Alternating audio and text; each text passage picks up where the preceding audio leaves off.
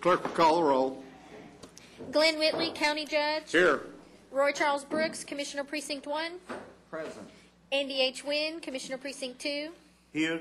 Gary Fickus, Commissioner Precinct 3. J.D. Johnson, Commissioner Precinct 4. Constitutes a quorum. We're tilted to the right a little bit today, so the invocation will be, I figured that'd get you, Roy.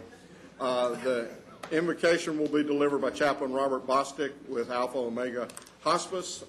After the invocation, please remain standing for our pledges. Before we pray, I want to thank all of you commissioners for the time and effort and commitment that you put forth for this county to make it a better place to live. Thank you, sir. Father, I pray that you bless the lives of these men that make up this court, that, Father, you bless their families and be with them, Father, today as they make decisions that are important for all of us. We thank you for the beautiful day that is ours today, and help us to recognize that behind all that goes on in our lives today, you're always there. In the name of your Son, Jesus, amen. Amen. I pledge allegiance to the flag of the United States of America and to the republic for which it stands, one nation under God, indivisible, with liberty and justice for all. On the Texas flag, I pledge allegiance to thee, Texas, one state under God, one and indivisible. Perfect timing. Thank you, Chaplain, for coming out today. Mr. Singleton? Good morning. Good morning. I have a couple of agenda announcements. First of all, under the Administrators section, items 7 and 8 that are on the consent agenda, those need to be pulled from the agenda and come back at a future date. Also, there is an addendum to the claims register, and just to let you know, there will not be a closed session today. Thank you. Court members, you have before you the minutes from the regular meeting on April the 15th. Move approval. Second. A motion is second. Any discussion? Please vote. Motion passes unanimously. Commissioner Fickus has a congratulatory resolution that's for ratification. I'll move its approval. Second. We have a motion is second. Any discussion? Please vote. Motion passes unanimously. Court members, you have before you the consent agenda with the changes noted in item 9A, 7, and 8. Move approval of the consent agenda subject to the changes noted. Second. We have a motion is second. Any discussion? Please vote. Motion passes unanimously. We have a public hearing today to consider the draft program year 2014 Consolidated Action Plan. Ms. Warden. Good morning. Good morning. We're requesting the Commissioners Court conduct a public hearing to consider the draft of the program year 2014 for Community Development Block Grant, Home, and ESG. The total funding amount for these three programs is $4,781,876. The program has been available for the public for the last 30 days, and there's no action to be required today. Simply receive citizen input. At this time, I'll open the public hearing and ask if there's anyone here wishing to speak to this matter. There being none, then I'll close the public hearing, and I don't believe there's any action to take at this time. No, there's not. Thank you very much. Thank you. Mr. Singleton. Thank you. First of all, we'd like to ask the court to receive and file the annual independent financial audit for the county. This is for the fiscal year 2013. Move to receive and file. Second. We have a motion to second. I'm going to do my little annual deal. Referring to, yeah, Renee can come forward and you walk in just the right time. We're doing the financial audit, the CAFR. Yes. And I will refer everyone to page 63, where we deal with OPEB. There's not going to be any tough questions on this.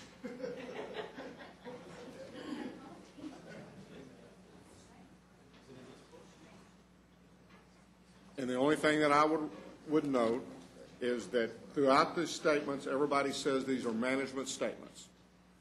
And yet, and they do a little bit better job in our additional disclosures back on page 63 where they talk about our OPEB liability, other pension employee benefits. They require us to put an unfunded liability, and that number is $354 million plus some. And the accounting standards are making us report that because we have in the past paid that. They do state in here that we have no legal debt obligation under OPEB, and that the Commissioner's Court basically that we do this on a pay-as-you-go basis, and that on any given Tuesday, they don't say this, but on any given Tuesday, we could, while we still would have to offer the benefits, we do not have to pay for any of it or supplement the premiums on any of that. So they've chosen to make us put this in here, in my opinion, saying that it is a liability, and so I just like to each year when we get this little thing go on record as saying that even though they say it's management's financial statements, they require us to put that in there, and I do not believe we have a liability on anything other than as a pay-as-you-go basis, which is what we do every year on that. Thank you.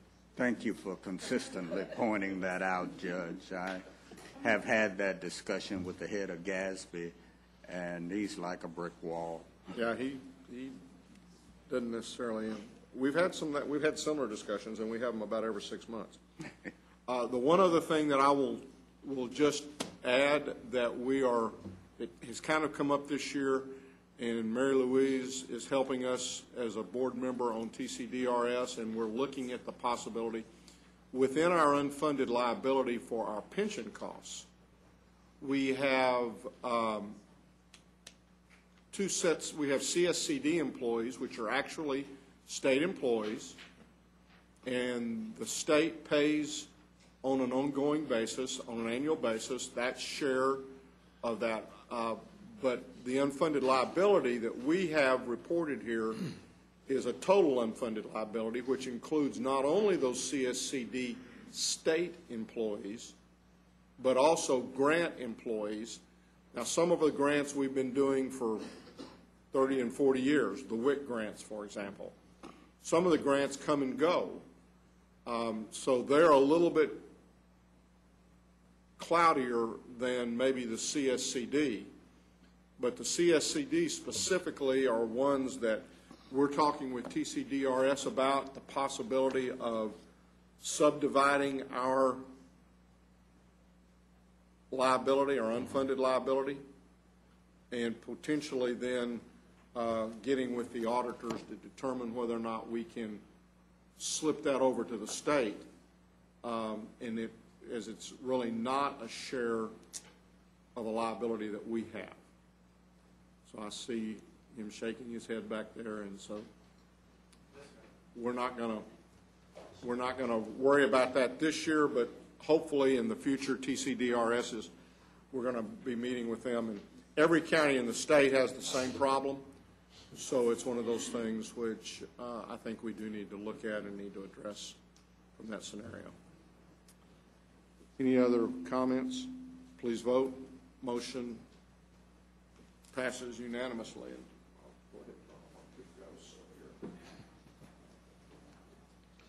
Ms. McMillan will take care of the next item. Okay.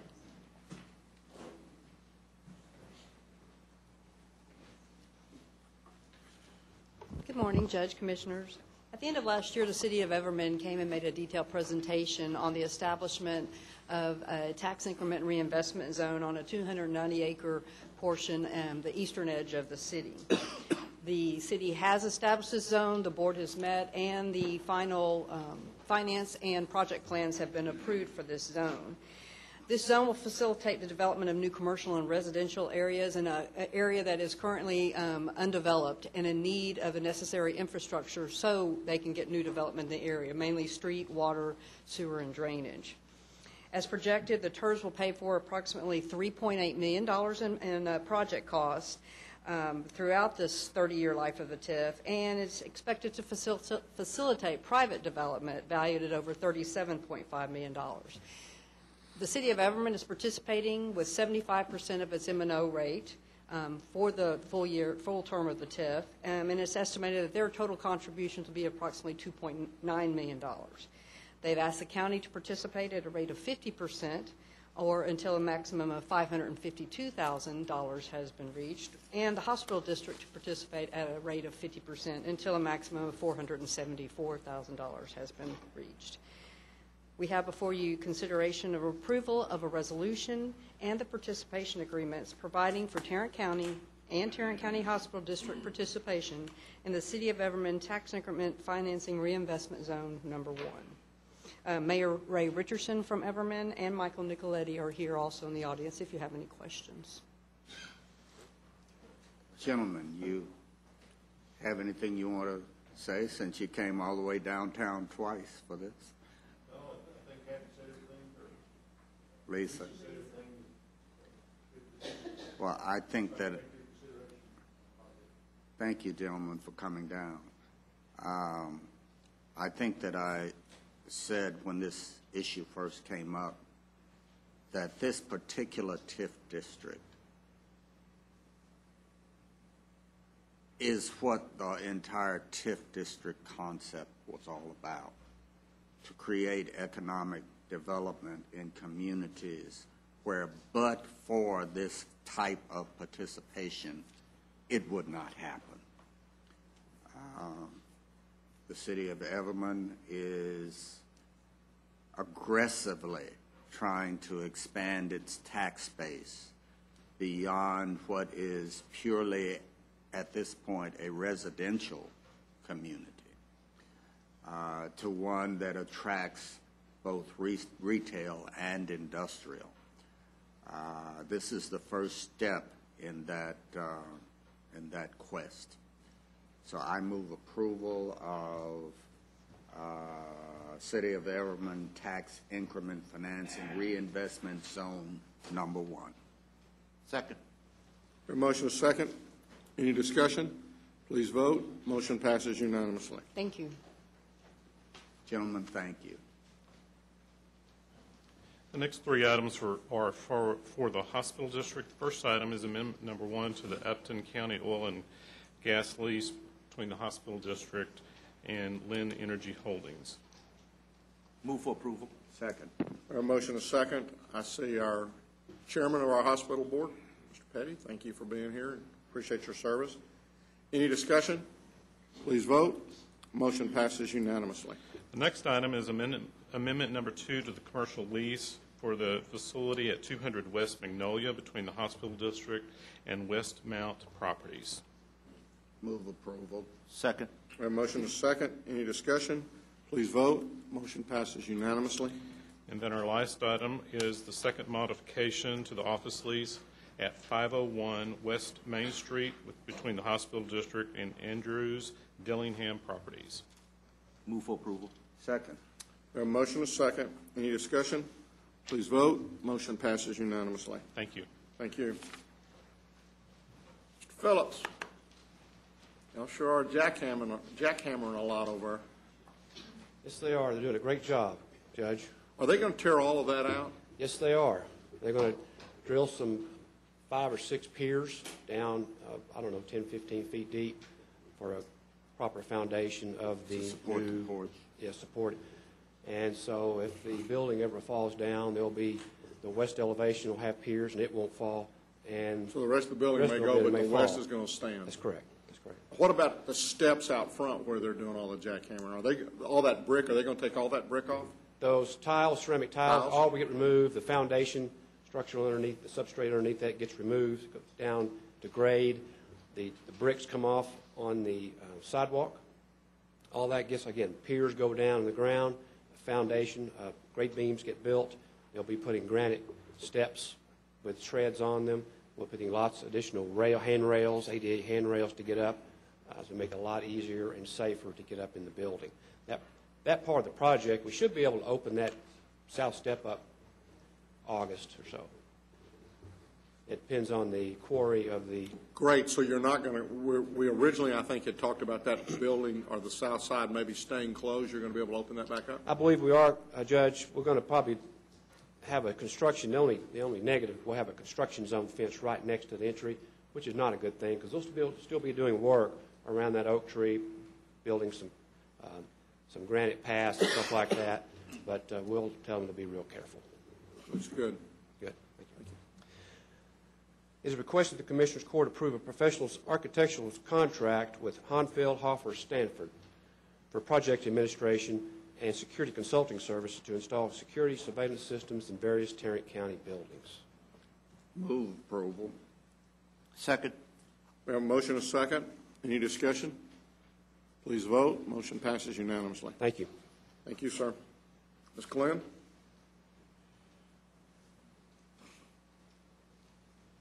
Good morning. Good morning. Good morning, Ms. Glenn.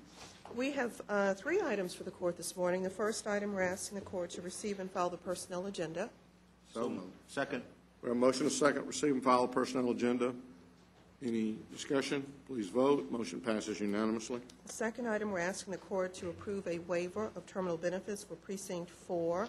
We have an equipment operator 3 who retired at the end of March with 231 vacation hours. The commissioner's requesting a waiver of 103 of those hours, and we're estimating net savings. Is that right? No. Net savings to the road and bridge of $367, excluding fringe benefits. Move for approval. Second. We have a motion and a second. Any discussion? Please vote. Motion passes unanimously. Our third and final item, we're asking the court to approve a second waiver of terminal benefits, this time for the district clerk's office. The district clerk has a lead criminal court clerk who left county service mid-April. The district clerk is requesting a waiver of 162 hours effective April 23rd, with a net cost to the general fund of a little bit more than $2,800. Move approval. Second. We have a motion and a second. Any discussion? Please vote. Motion passes unanimously. Thank you. Thank you.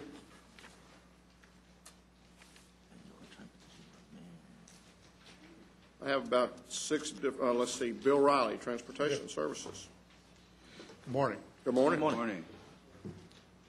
We're requesting the approval and an order to close, abandon, and vacate a portion of Old Granbury Road consisting of 27,528 square feet of land to facilitate the opening of the Chisholm Trail Parkway.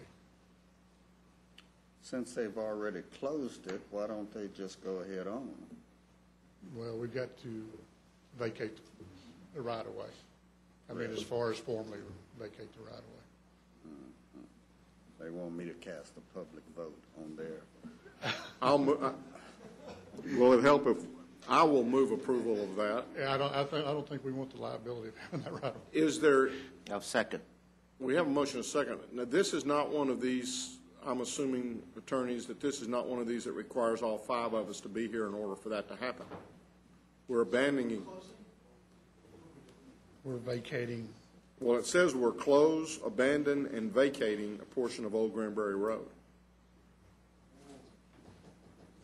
I'm going to pull back my motion, and he's going to pull back his second, and we're going to hold. Okay.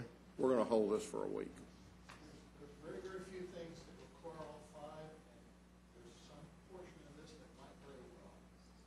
So let's go ahead and hold on to this for, let's hold this for, I'm assuming that that's not going to, since it's already been, as Commissioner. Well, I think what it is we formally want to get rid of it before they open it to traffic. I would think. Well, they're not opening liability until traffic standpoint. till May the 11th. That's what they Yeah, said. and that's going to be a feat in and of itself. That's correct. Okay, we're going to go ahead and hold that for a Okay. week. Thank you.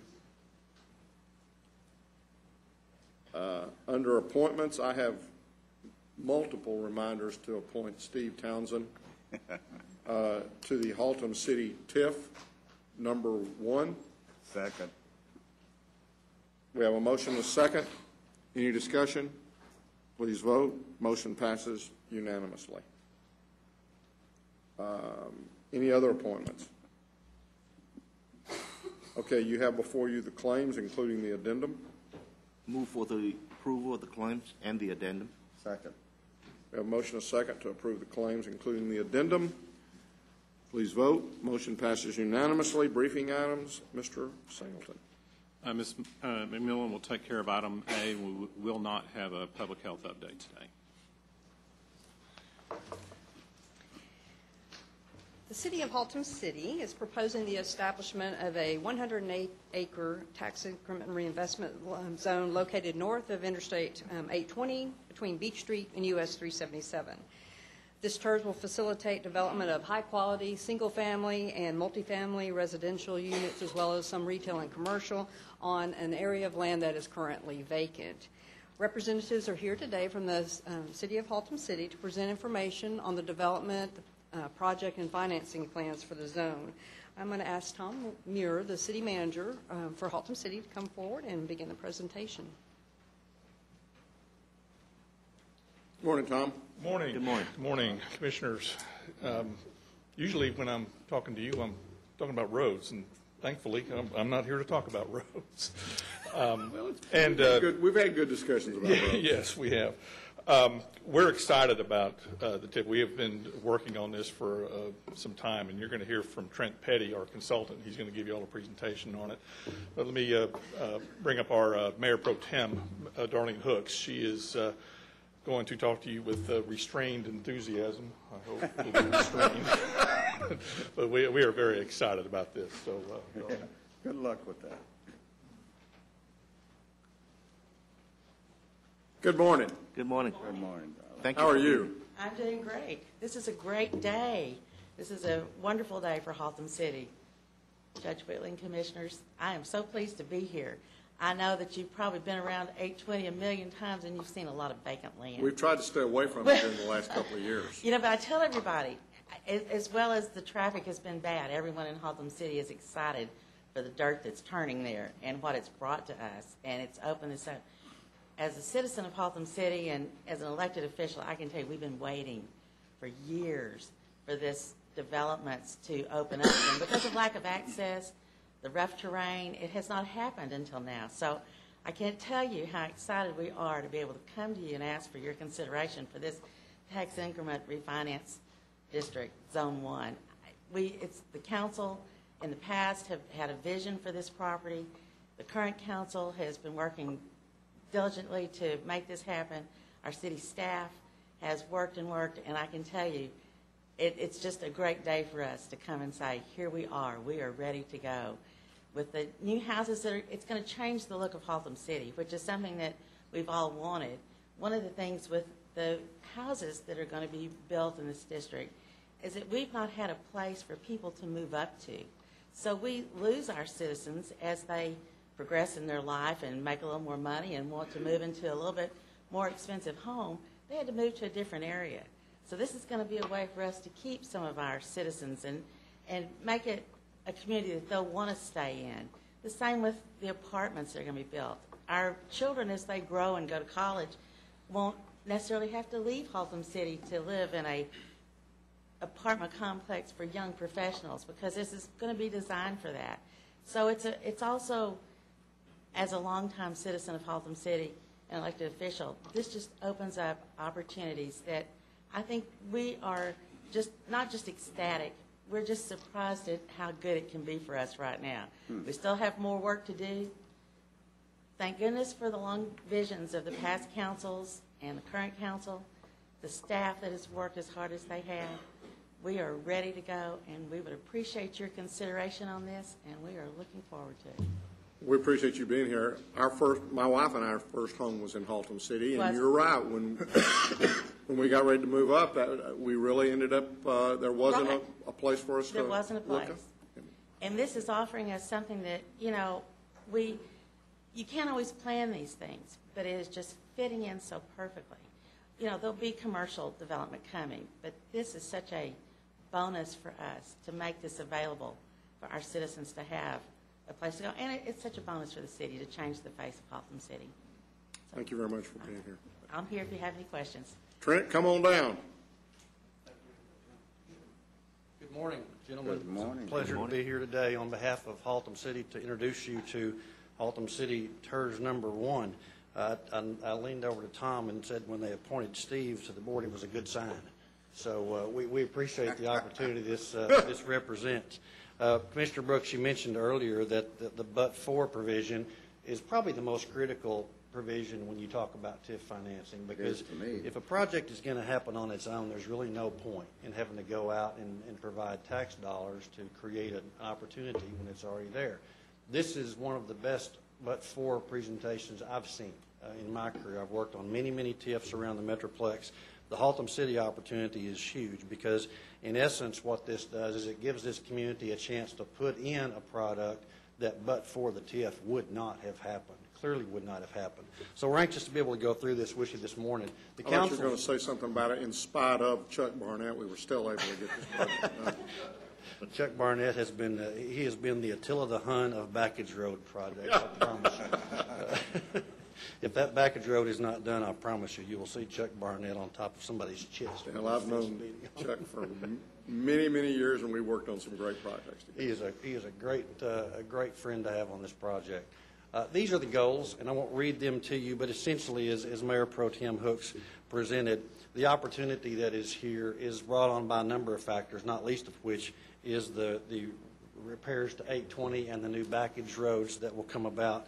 One of the other things that gives us the opportunity to provide a significant help, we believe, is the improvements to Haltom City High School and the traffic that goes through there. If any of you have traveled down Haltom Road during school hours, it is a very difficult place to get through.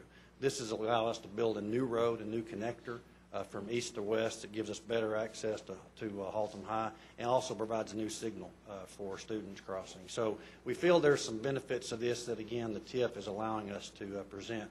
We also like the fact that this allows us to increase our Fossil Lake trail system. This trail system will go along the entire eastern edge of this development and connect back all the way up to Haltom Road, ultimately from 820. So it's a significant improvement to the trail system. We mentioned that the fact about the apartments, and it is unusual for a TIF to be presented that is exclusively residential. And I'll give you a couple of reasons why that is the case. In the Haltom City circumstance, this property was all basically zoned for apartments. With the exception of the 4 acres of commercial, this was all intended to be apartments. And it was zoned under the MF2 zoning, which didn't have particularly high apartment standards. So when this project came to us, we looked at the backage road opportunities and the fact that if we could use the fill dirt from 820 to improve this land and increase the viability of this from a commercial standpoint, it may provide an opportunity for a single-family product on the west side of Haltom Road that does not exist today. So what this is really doing is it's creating an opportunity for a new product that we don't have. It's reducing the number of apartments that would have been built to that minimum standard from 917 apartments to 850 apartments, and we've condensed the apartments on the east side of Haltom Road in an area where we've bounded it with trails.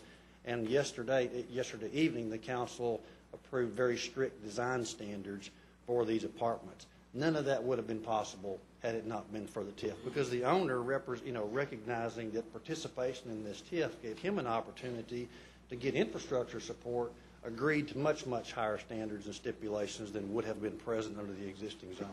So that's the reason you see essentially a residential TIF. We know it's unusual, but we do think it's, in this case, it's warranted and merited. This is a picture of the 820 improvements with the backage roads. All of you are familiar, and I know avoid, like me, that area like crazy. But when it's done, it's going to be very special. And one of the things this project does is because of the new access that the backage roads provides, it makes Haltom Road really a pivotal intersection for northeast Tarrant County.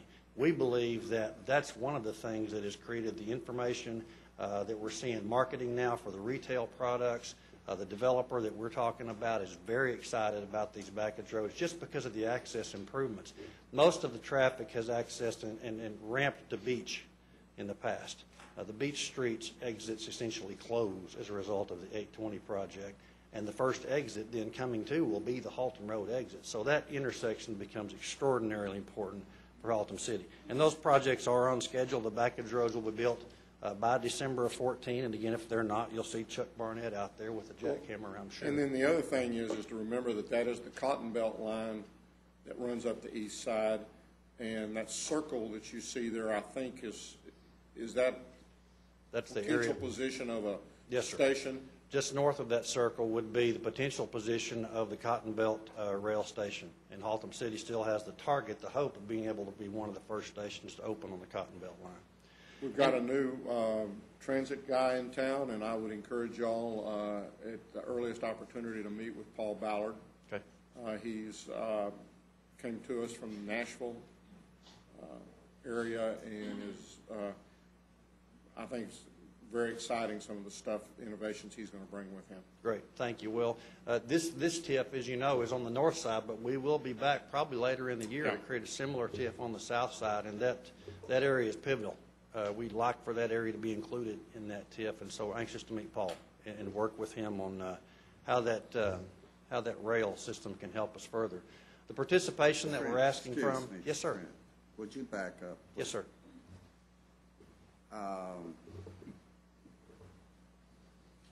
Please explain to me, I'm not being intentionally dense, but I've never heard the term baggage road before. I know what a frontage road is. Yes, sir. I have no idea what a baggage road is. It's not a term that's familiar, and I myself was not familiar with it until just a year or so ago. So it's not unusual. The term frontage road always indicates that we have a road essentially fronting the main interchange, 820 in this case.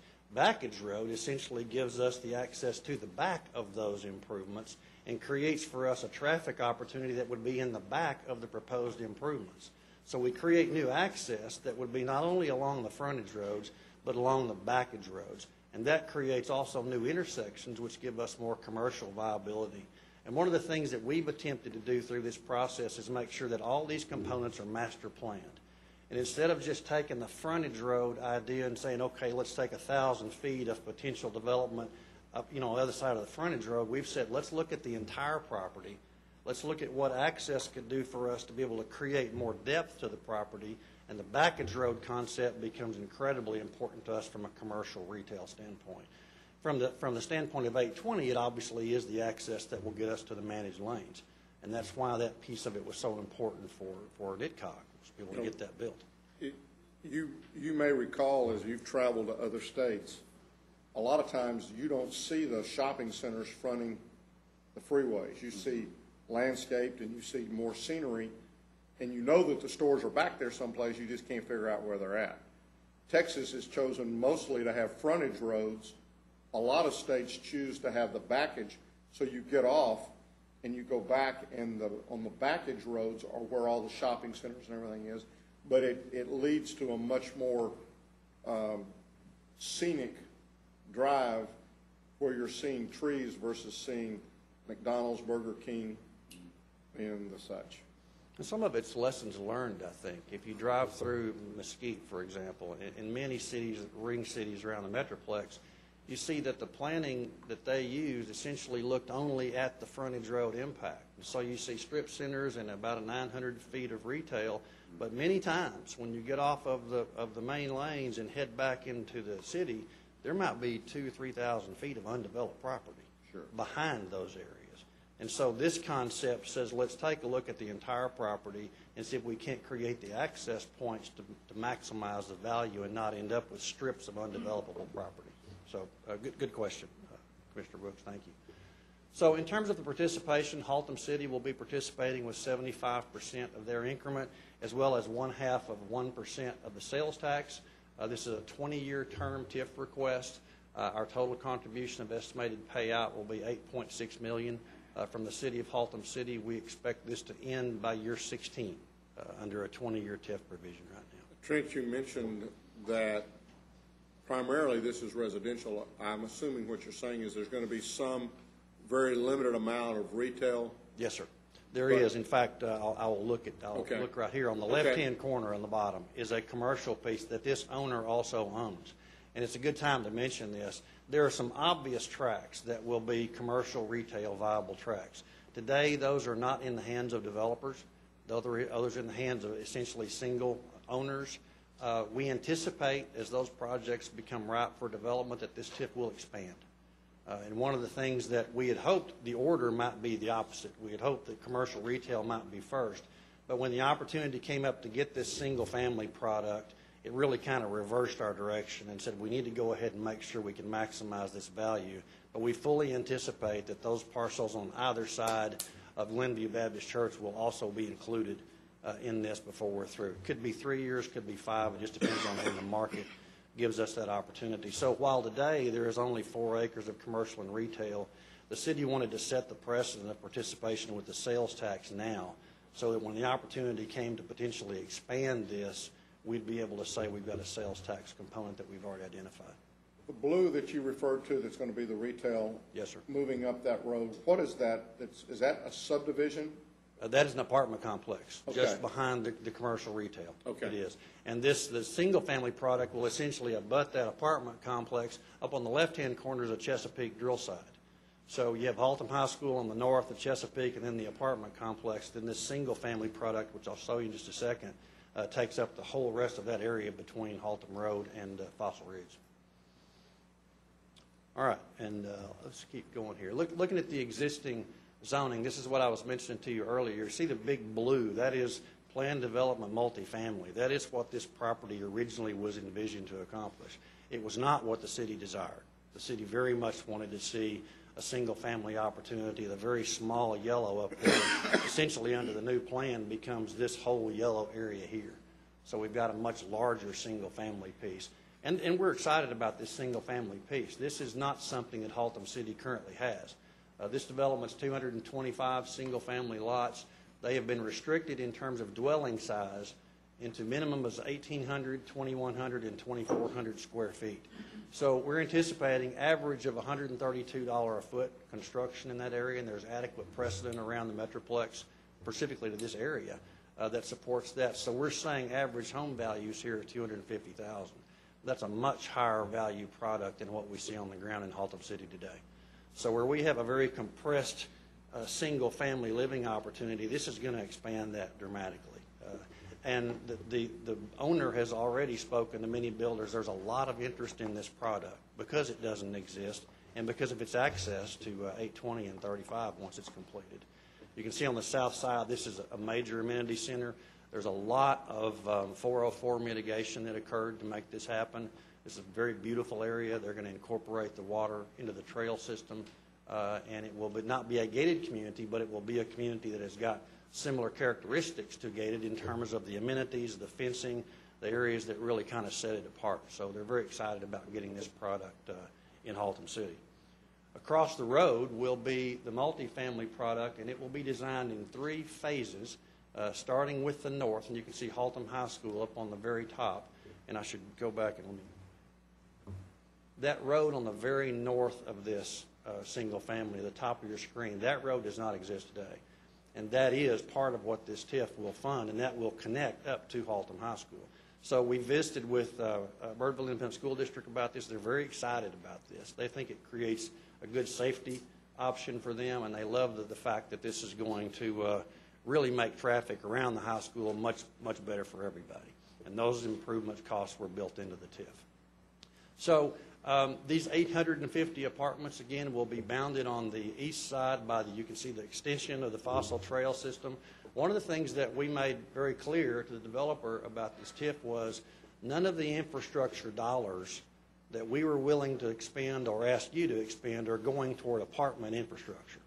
The only thing you'll see being used with TIF dollars will be the trail extension, the road improvements, a drainage problem at Haltom Road, and then the new parking lot entrance into the high school. So we're not putting TIF dollars or asking you to put TIF dollars into the multifamily infrastructure. It is only the single-family elements and those elements that we've identified on the west side of Haltom Road.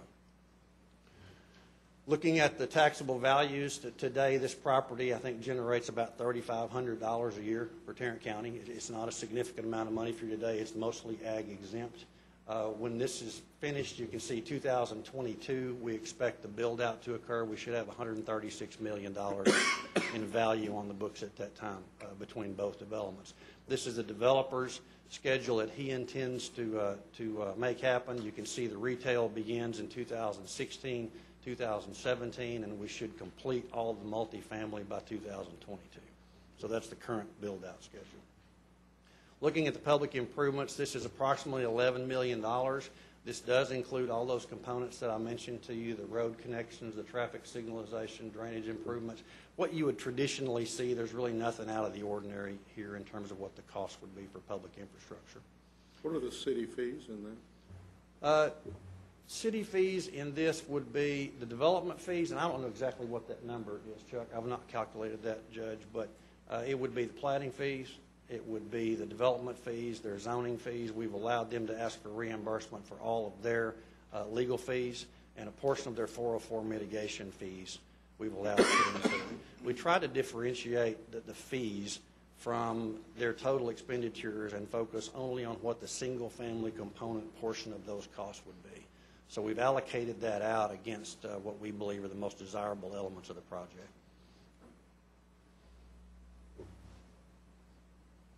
And this is the payout schedule. Again, we would hope that by year 16, this will have paid off. You can see us going into outstanding reimbursables. The dollars go from negative to positive at that point in time. We don't think this is overly aggressive. We think given the housing market today and the appetite for the multifamily, this is probably a pretty conservative schedule.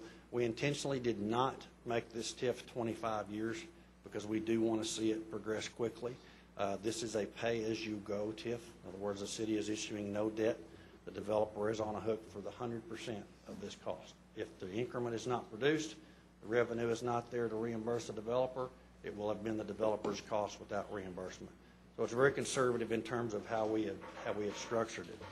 That essentially gives you, I think, the highlights of what we hope this district will do, and I'll be happy to answer any questions for you. Are there any questions? It's a good project. It's needed. Thanks, Trent. Thank you very much. Thank you for your service to JPS. If I can, we kind of just sum it up by going through the request. As Trent mentioned, Haltom City is going to participate at 75% of their tax increment and 50% of their 1 cent sales tax generated within the zone over the 20-year period. Tarrant County is being requested to participate also at 75% for the 20-year period, and we're estimating that our cap on participation would be about $3.25 million. The hospital district is not being asked to participate. So we will move forward then working with the City of Haltom City on the project and finance plan, finalizing that, having the board meeting, and then coming back at a later date with the participation agreement, unless anybody has any other questions. I don't believe there is. Thank you. Thank you. Lisa, on the Everman TIF, have we appointed a representative to the board? Yes. Who would that Shannon. be? Shannon. We've already done that? Yes, I believe so. Okay. Thank you. Okay. Believe that's it? And we do not have a close today, so with that, there being no further business, we are adjourned.